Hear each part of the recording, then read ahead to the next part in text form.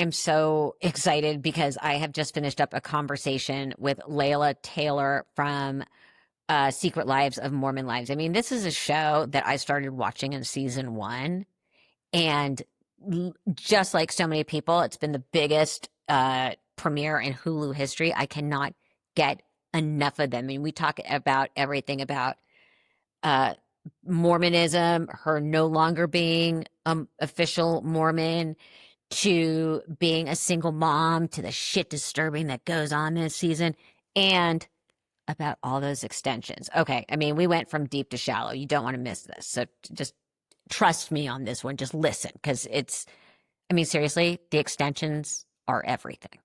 I have only seen the first episode of the new season. I like the show, but there is so much drama that I find myself deeply confused. So you're going to have to bear with me. Okay. You're fine. First of all, for those who don't know, explain what MomTok is and how it started. Okay, yeah, MomTok, basically it started with a group of us girls. We're all moms, and we all needed an outlet outside of motherhood to kind of give us not like a break, but almost an identity outside of motherhood. And we just all started making content together. We made cheesy little dancing videos back in the day. And it was just kind of a way like once a week for us to hang out, grab some drinks, and just kind of talk about things and then make content on the side. And yeah, that's kind of how it came to be. So how did it become a reality show? How was it pitched to you? Yeah. So basically there was a group of girls. It was Whitney, Taylor, Macy, Michaela, Demi, that initially, I think it was Taylor's manager, Danielle. She pitched it to Jeff Jenkins, which is our production company. And Questions from the audience. Yes. Why did she have a manager already? At that point, they had social media followings. So those women did. Yeah. So they all had, I don't know the exact number, but I'm assuming they all had decent followings at that point. So they had managers that took care of like their social media and got them brand deals and stuff like that on that end. So it was already a business. Yeah. So at that point, yes, it formed into a business because in us doing those videos, it caused us to grow followings and to kind of grow that brand. Right. Yeah. So, yeah, Danielle, who was Taylor's manager, pitched it to Jeff Jenkins, which is our production company. And they kind of just pitched it on the idea of what MomTok was. So just a group of moms that would make content together. And then it was kind of formed on Taylor's initial scandal, which was the swinging scandal and all of that drama. Okay. We've established that it was already a business. Yes. We established that it was pitched. Yes. We've established that it rode on the back of the scandal. So which was the chicken and which was the egg? I think like which happened first? Did the scandal make an appetite for the show, or did the show in production and then all of a sudden like, ooh, scandal, better yet? No, yeah. So it was the swinging scandal that kind of like launch the show into what it would be. Obviously, I think just us being moms that make content, I don't think necessarily would be a hit show. So it was definitely like the swinging that kind of brought it more popularity and more bite for the bark. Yeah, 100%. So I just think back because you were 22 when you joined the show. You were a newly divorced single mom. Yes. And they tell people do not make big life decisions when your life is difficult. Yeah. So asking for a friend, why did you make this decision then? Yeah. I mean, no. I mean, it wasn't probably the best decision to make in terms of like emotional stability. And I think that's why in season 1, I was very quiet and I was very reserved because I was going through a lot behind the scenes that was not shown. I mean, divorce is very challenging, and then add children on top of it and learning to co-parent. And you were a baby. Yeah, I was a baby. I mean, yeah. I mean, even now at 25, you're like, oh my God, who was I at 22? Still a baby. Yeah. So it was very challenging and hard. However, this show has given me a complete 180 in my life in terms of financial freedom. I'm able to provide my kids a really amazing life that I otherwise wouldn't be able to give them if it wasn't for this. I probably would have had to stay in my marriage. And I feel like that's how a lot of women in toxic marriages, how they feel. They feel like they possibly don't have the opportunity to leave because of finances. And it gave me the ability to do so. And I'm really, really grateful for that. So, yes, it was probably not the best for me emotionally and mentally in that time frame to deal with girl drama on top of co-parenting, but it was the best case scenario for sure. We are now into season 3. It has Yes. become the most popular unscripted show premiere in Mhm. the history of Hulu.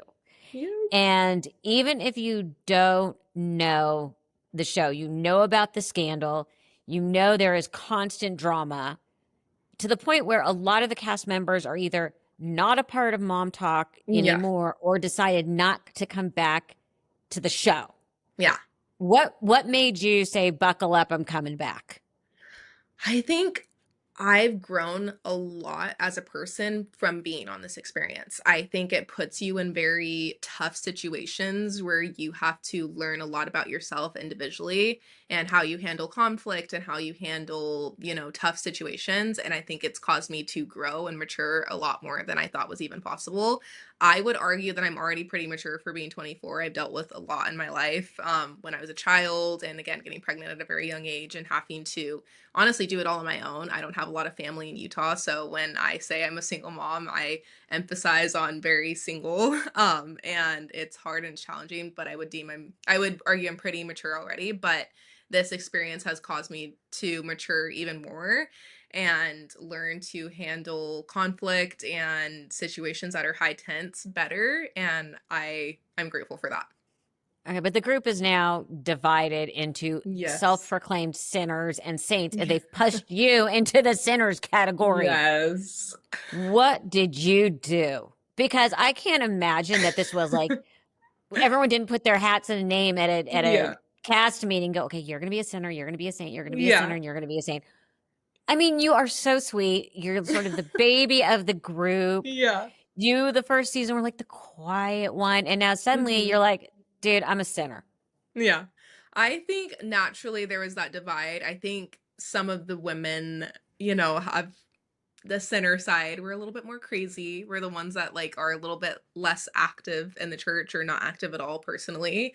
And I We're gonna get to Yeah. that in Yeah. a So I think minute. naturally center just kind of fit me a little bit. And I think that's okay. We all sin and I'll own it.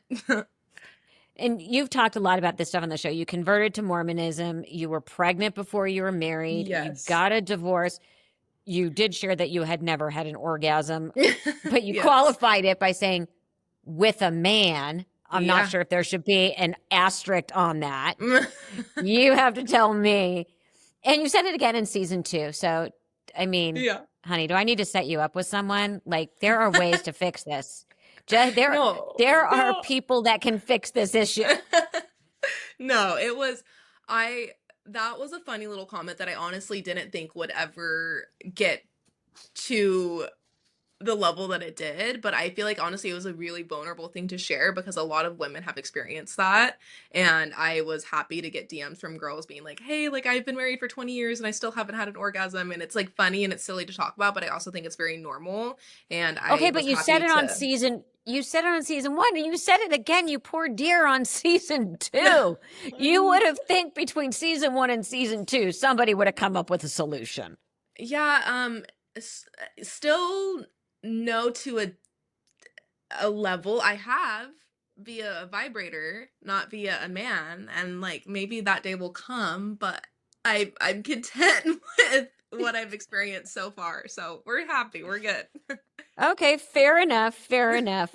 Um, we see you at the very beginning of season 3. Yes. Okay, it's like being like shot out of a cannon in the first 5 Yes. minutes of the show. You had met Marciano from Vanderpump Villa Yes. because you were on a product shoot. Oh no, how did you how this is so confusing. How did you meet him? So all it was me, Michaela, Jessie. Jen, and Demi. Us 5 girls went to their show, so Vanderpump Villa, that summer. We went to Italy, and we met that whole cast there, and that's how we first were introduced to Marciano. And you two had like this bonding moment where he confessed to you that he had had an Yeah. affair with Jessie. Mhm. And season 3 starts right in with Yep. you talking to him and him saying, I had an affair with Yes. Jessie. Mhm. So basically, within the first, I'm going to be generous, 15 minutes of the first episode, you are sitting in your car with Jessie saying, I know this. Yeah. What is going on? That was a very hard conversation to have. I think I could understand the gravity of this news coming to light before Jessie had a chance to maybe fully grasp it or have a chance to sit with it and how serious this was. Infidelity is a serious thing, and it's something that I experienced with my parents growing up. So I know how bad of an effect it can have on your children and, your mental well being. And I was feeling for Jessie in that moment. And then you learn a lot throughout the season of season 3 of like what led her to do that decision. And I'm not validating cheating. Cheating's not Mhm. okay, but you can kind of see what led her to do that. And I think it took a lot of bravery for Jessie because she could have had me in that moment and lied to me, been like, what are you talking about? Nothing ever happened Okay. there, and could have lied about it. So I think it took a lot of bravery to be open and honest about that. Okay. I'm going to go with brave to start the discussion Okay. because she says we only made out. She doesn't even say made out. Yes. She said we kissed twice Yes. and it was an emotional affair. And I think Yeah. that's the brave part that she admitted to. Yeah. But she said nothing more. In the meantime, you put Marciano on speaker and he's Yeah. like, "Yeah, no. It was Yeah. more." Yeah. Like, I think Marciano honestly was going to do anything to get his 15 minutes of fame, whether if that was wow. being deceitful and lying, unfortunately. I think it's very telling the way that he operated the situation and, kind of conspiring behind the scenes with Demi and things. It was very disheartening for him to do that to somebody. And again, like no one's condoning cheating. Cheating's not an okay thing. I'll never back that. When I figured out that Jessie did what she did, I felt for Jordan in the moment. I wanted to make sure that Jordan knew and that this And if situation people don't would know be who Jordan is, that's Jessie's husband. that's Yeah. Jesse's husband. And she Mhm. says to you point blank, just like Jordan, we've He talked about Yeah, this. yeah, and I It's a was really non-starter. grateful in that moment that he knew, and at that point, it was out of my hands, like, I relayed the information to Jessie, I relayed that I knew, and I was like, "Hey, just so you know, like, I know this, and this might be coming out," and I feel like at that point, like, my job there was finished, and at that point, that's up to her and Jordan how they choose to navigate this and how they choose to either come out of this together or not together, at that point, my job was done. Okay, but you would think that would be like a full episode, right? Yeah, yeah. Not on your show. No. No, Nope. Nope. no, that is just the appetizer. Yeah. Yep. At the start of the new season, you got everyone kind of angry at you because Yes. you invited your friend. Now, I got, again, bear with me. I got notes here. Yeah. All the You names. invited your friend Kate, who brought her boyfriend, Chase, who is Miranda's ex husband and who has Yes. not been particularly kind to the Mom Talk group on his podcast. Yes. Why? Why did you bring this upon yourself at a Yeah. birthday party? Well, keyword there, birthday party. And whose birthday party? My birthday party. And I think I love Kate. I think Kate is a great girl, and that's who she was with at that time. And I think it would be interesting and weird of me to purposely be like, hey, like you can come, but don't bring your boyfriend. And I don't know. I think that's not in character of me to exclude somebody. I understand that Chase has said his comments in the past, and I have had, a deeper connection with Chase at one point in my life. So it hurt more for me than I think arguably it did for Michaela and Macy to, you know, forgive him and like to hear him say the things that he did. But I think I'm all for giving people second chances. I think as humans, you fuck up and you make mistakes and sometimes you do things that are out of character. But I think giving people second chances is what life's all about. And I wanted to give him the chance to apologize to the women and try to, you know, move forward and give himself like a redemption because I feel like everyone's deserving of that. I agree in principle. Yeah. I just think that there may have been a better way to do it. Or maybe Yeah. I'm just at a place in my life where I'm just like, the last thing I want in my party is drama. Yeah, but I I would be think like, I don't I would be like, necessarily. Kate, I Yeah. love you. It's going to be super fun.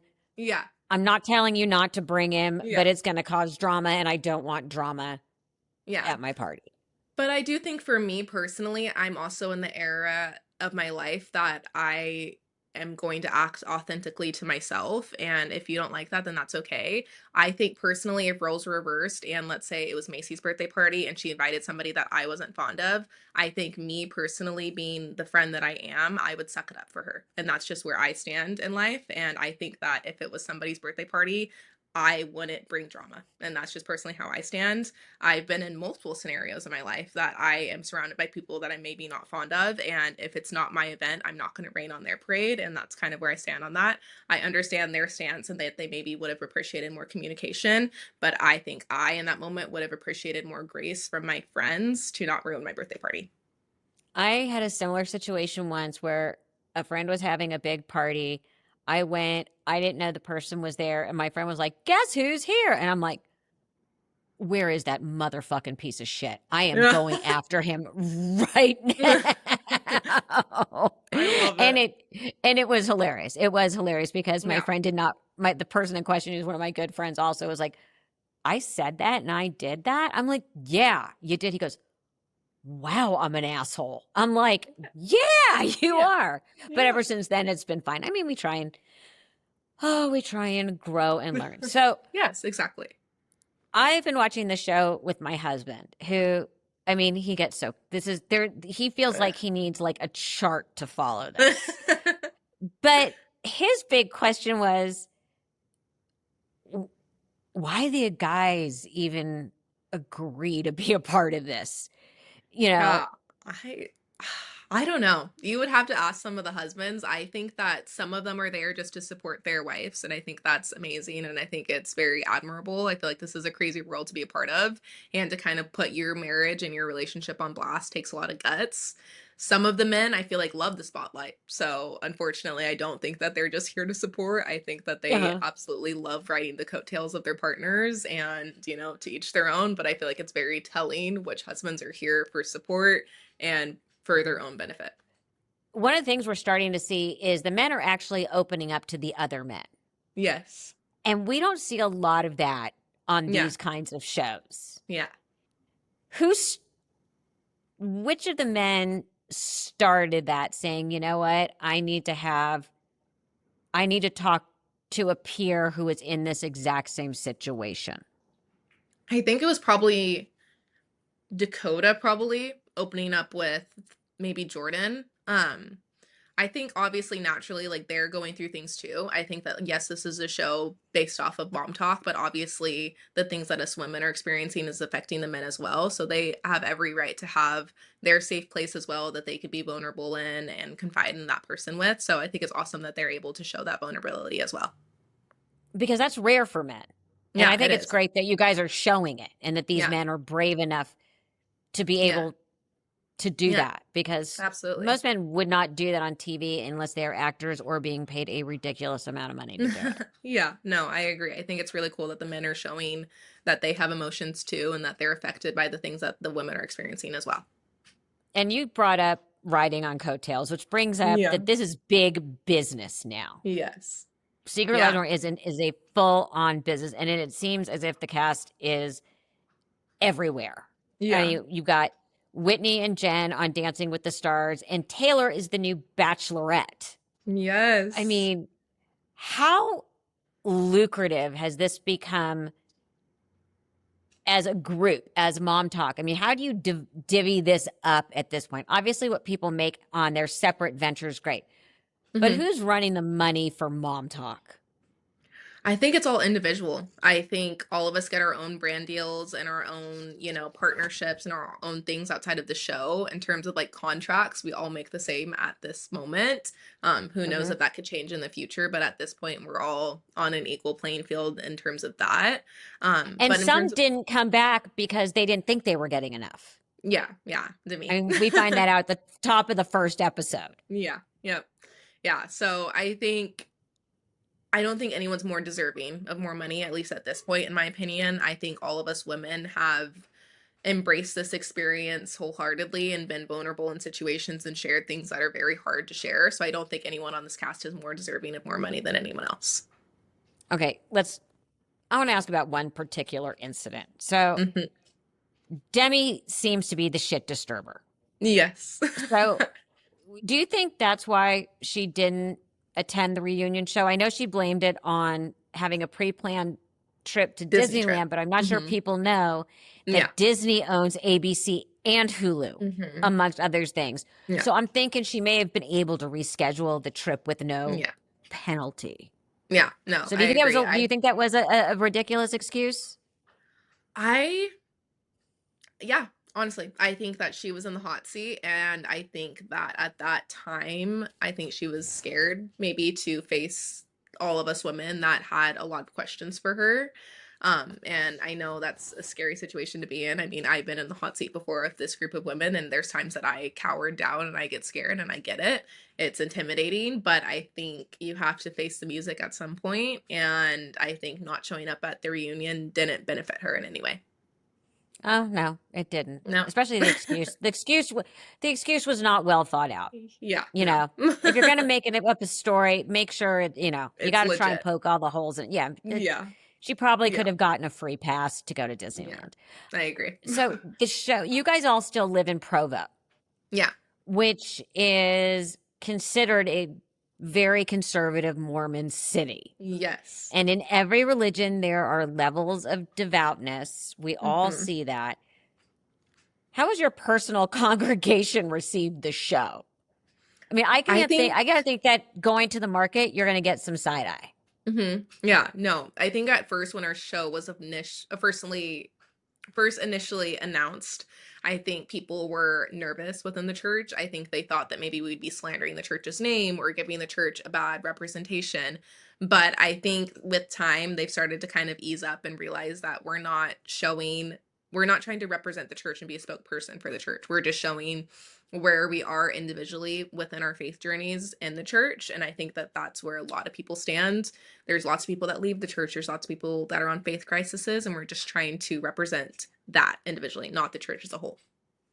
Do you think you're giving sort of, in a good way, a peek behind the curtain to the rest of the secular world saying, hey, yes, there's old school. This is what we've Yeah. been painted to be, and the Yeah. garments and the whole thing. But this is what we're really like. Yeah. No, for sure. I think we're able to kind of bring a new light to the LDS church that maybe people otherwise weren't aware of. I think that people had maybe a Well, misconception of what um, Mormon was for a while. well, first of all, you still can't buy alcohol on a Sunday in Utah, Y- which is a whole other Technically, issue. you can't buy alcohol anywhere but a liquor store. It's at a Yes, you special can't. store that you have to buy it at. Yeah, which is Yes, odd. yes.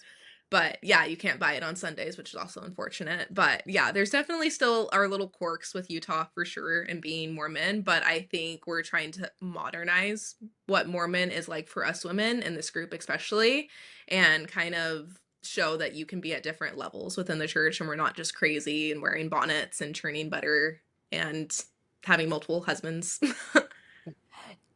Do you see the influence in the next generation of young Mormon women? Have they reached out to you? Have you seen that on your social media? Hi, thanks for showing that this is not what we see on Sister Wives. Thank you that this is showing how we actually do live and breaking Yeah. away from the traditional caricature of a Yeah. Mormon woman. No, for sure. I think we get DMs from women being like, thank you for normalizing that when I mess up, it's not over for me. And like, I still have a space in this church and, I can still feel at home. Cause I feel like that's kind of how it can be when you're a part of a religion is that the shame around messing up and sinning is very hard. And I feel like that's what can kind of drive people away from religion. But I think with us being open about the fact that we mess up and we're human and we make errors, it's in my opinion, I feel like probably going to strengthen people's relationship within the church because they're able to do both and you can mess up, but you can still be a member and that's okay. Well, one thing you guys have established is sort of this Mormon wives look. Yeah. I mean, let's be honest. It's the long hair with the extensions, the Yes. perfect Yes. skin. You're always seen all done up, Yeah. and you do all this with like multiple babies on your hips. Like I wake up like this. I cannot make it out of the door most days without a baseball hat and sunglasses. Like Oh, that's on like same. a day when I've had time to get ready. Yeah. Why do you guys all have the same hair? I mean, it's beautiful, but Yeah. don't you kind of want to go one day? I'm taking the extensions out and just Oh, being yeah. me. Yeah, no, for sure. I think we definitely have kind of a look in Utah or Utah curls or things like that. But I think with time, like our individual characters will start to show out and you'll be able to see that. I'm starting to explore some more things within myself with my hair and things like that that you'll be able to see in season 3. So hopefully we're able to kind of like individualize ourselves. But it's also kind of funny that, we have our quirks with Utah, the long extensions, the soda, all the things. It's hilarious. Now, my mom always had Yeah. extensions, but hers Yeah. were like the clip in. Okay. So she would be sitting in a meeting or a dinner and be like, "Ugh," and unclip them and throw them in her purse. Like I her love hair it. was Yeah. always her purse was always filled with hair to That's the so point that my funny. son would Yeah, just be she'd be like, "Oh, there's candy in there," and he would just be digging through grandma's hair extensions. that is hilarious. I love it. Yeah. So I'm well versed in Yeah. extensions. And the one time I've had them, I learned how to do the tap, Oh, the yes. Yep. pat, because you can't Yep. scratch. Yep. To itch it. Yep. Yep, Yep. you do the tap and then the smooth. Yep. Tap Gotta do what you and gotta do. smooth. Right? You got to Get in do what there. you got to do. But I mean, it is it looking like the beautiful Mormon wife, like that you guys all look whenever the camera rolling. Like, how long does that take? Because it is so beyond perfect that like I couldn't cope. I would last Yeah. for 5 minutes out the door, and that would only be with the glam team following me. Honestly, none of us have a glam team. I think when Oh we my have God. Now interviews, you're just, by the way, now you're just saying things to hurt me. I thought you were Melissa, sweet. Now you're just no. hurting me. No, I think that's one thing that's actually like unique about our show. I think that sometimes we show up to our house, each other's houses, and we're wearing sweatpants and we're not wearing any makeup and like our hair is kind of a mess and it's greasy and we have all of our things. And I feel like we normalize that, you have your days that you look a little rough and you don't look your best, and that's okay because being a mom, something has to have like the back burner. And sometimes, Okay. that's washing your hair. Okay. Using your version of rough just it hurts my Melissa, you soul. don't see me when I wake up, okay? I look a little messed up. But you know what I'm saying. You guys Yeah. always are very I also don't understand how half of them stand in heels for as many hours as they do pregnant. Like when I was Yeah, pregnant, actually, it yeah, was yeah, heels were yeah, just on and off just for whatever I was doing. yeah. I can't relate to that. When I was pregnant, I was laying in bed all day. So some of these girls are built Exactly. different in the cast. It- how has your life changed since you've been on the show? Oh my gosh, completely. In so many ways. I've found my best friend through the show, Miranda, who I love so much. I'm so grateful for her. I'm able to have financial freedom for me and my babies and provide them such an amazing life. I'm in like the spotlight and I do crazy opportunities and crazy things that I never thought I would ever be able to do. And I have such insane opportunities. And yeah, I'm just so grateful. I pinch myself every day that this is my life. And I don't think it'll ever feel real. Are you comfortable with everybody knowing so much about you? I think, yeah, I think it's hard and it definitely comes with the territory being so vulnerable and sharing things that you otherwise wouldn't share if it wasn't for this experience. But I think it comes with a lot of benefit. You're able to connect with your audience and you're able to help people. I think by sharing the things that we do, somebody in the world has experienced similar or the same thing, and you're able to help them feel less alone and help them. And I feel like that's the reason behind a lot of us women on the show and sharing what we go through. When I once I had my son, Hmm. I became very, once he hit a certain age, Yeah. I became very aware Yes. of what was out there Yeah. because, like, I was asked to do, topless Hmm. photos Yep. for a lot of money, and I turned it down, and my mother was furious. This is one of her Hmm. about me turning it down. She's like, Yeah. "Why the hell did I raise a child with, like, morals?" Yeah. Um, but my thought was always, "Oh my god, the last thing I need is one of my son's fraternity brothers are like, 'Dude, I saw your mom's tits Yeah. online.'" I Yeah. didn't think, how are you gonna explain some of this to your kids? And I know it's a hyper reality and so much is left on the cutting room floor, but Hmm. all of these all women franchises sometimes feel very mean girls. Yeah. And there are moments within these groups that do feel like you're not allowed at the lunch table or whatever. How are you going to explain to your kids that what we're seeing is quote unquote real, Yeah. but just an edited version of real, and that certain behavior isn't okay? Yeah. No, I think just teaching them to advocate for themselves and stand up for themselves when we're in rooms. Obviously, there's times that, we're yelling at each other and we're doing things that, I wouldn't want my sons to, mirror one day. I would want them to treat others with kindness and love and compassion. And hopefully they can see though that we're humans and we're going to have moments that, we act out of character and we do things that we're not necessarily proud of, but that's what being a human is. And you're going to mess up and you're going to make errors and that's all a part of the process and that's how you grow and hopefully you become a better person. And, there's moments that I'm not proud of that they're going to see one day. And I'm just going to have to laugh about it with them and be like, yeah, mom did that. And not the proudest of it, but hopefully you can take what I've gone through and use it as an example of what not to do or do it, and you're going to learn and you're going to grow from it. And you can point to say, "Told you this wasn't a good idea." Yeah. I Yeah. have actual, "Watch Yeah. this. As Yeah. I often say to my son on Yep. things, how'd you think this was going to end for you? Yep. How was this idea going to work out?" Yeah. I get roll clip. You know what Yep. I mean? Yep. Perfect How is example your right there. Yeah. How has your life changed since season one? Suddenly you're a public figure. Suddenly there's a microscope combing over all parts of your life. Yeah. How has it changed? And what part, other than your kids, do you keep private? Like, you're going to tell me after I just asked you that. I'm an idiot. Yeah. Anyway, but let's see.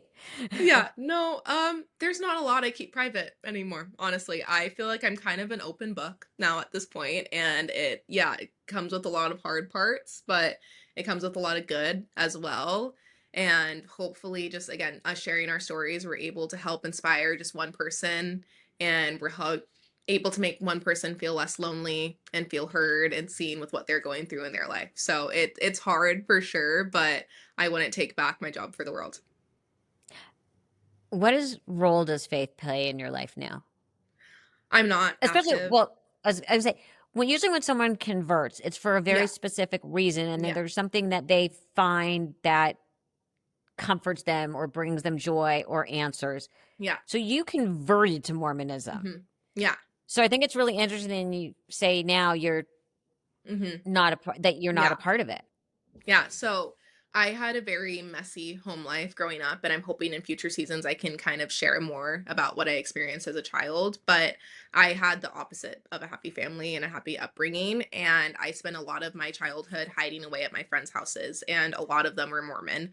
And me being 16 and very naive, I was like, oh, like they all seem very happy and they seem like they have their whole lives figured out. And I all put the pieces together that all of them were LDS. And I was like, oh, okay, I'm not LDS. So if I am Mormon, then maybe I'm gonna have my happy family one day and like I'm gonna have that family centered thing that I've craved so badly since I was a little girl.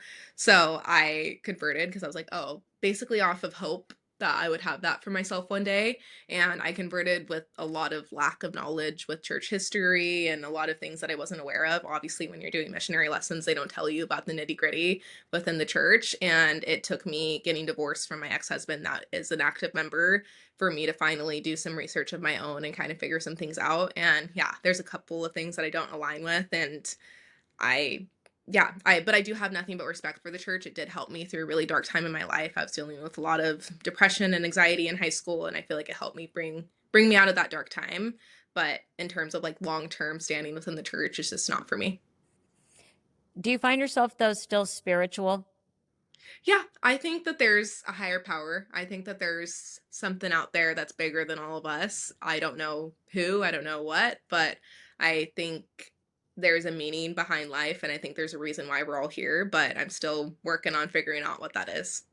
By the way, get in line. We all are, I know. in one way or It's a another. mystery. It's all a big mystery. You have mentioned that season 3 is about finding your voice in the group. Have you? Yes. Yes, I think I have, and I hope that the audience can see that. I left season 3 feeling very proud of myself. I stood up for myself in situations. I didn't just sit there silent and make faces. I actually used my freaking voice, which I'm proud of myself for. It took a lot of growing and healing to get to this point right now, and I still have more room to grow and more room to learn, and I hope that throughout this experience people are able to see that. What is the future of Mom Talk? Whitney, Demi, and Taylor have Yeah. all sort of stepped back. Uh-huh.